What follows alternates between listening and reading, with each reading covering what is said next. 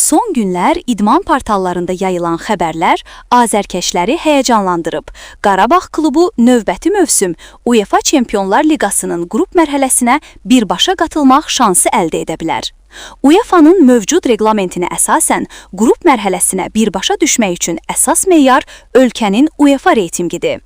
İlk 10 ölkənin çempionları birbaşa qrup mərhələsinə qatılır.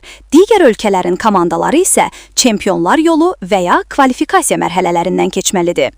Azərbaycanın reytingi hazırda birbaşa qrup mərhələsinə düşmək üçün kifayət qədər yüksək olmasa da, bəzi şərti ssenarilər Qarabağa bu şansı verə bilər.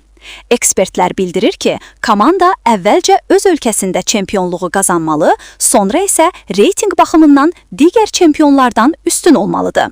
Bu yaxınlarda Bodø Glimt'in çempion ola bilməməsi Qarabağın reyting siyahısında yüksəlməsinə səbəb olub.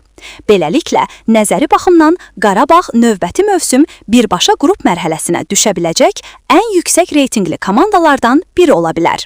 Lakin reallıqda bu yol hələ də çətindir.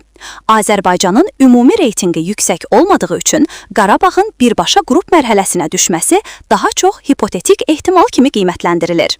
Buna baxmayaraq, fanatlar üçün bu xəbər böyük ümid yaradır və azərkeşlər həyəcanla növbəti mövsümü gözləyirlər.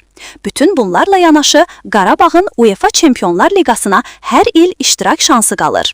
Əgər komanda öz ölkəsində çempionluq qazanacaqsa, kvalifikasiya mərhələsindən keçərək yenidən qrup mərhələsinə yüksəlmək üçün real imkanları olacaq. Sizcə, Qarabağ növbəti mövsüm birbaşa Çempionlar Liqasına düşə biləcəkmi? Fikirlərinizi şərhlərdə paylaşın.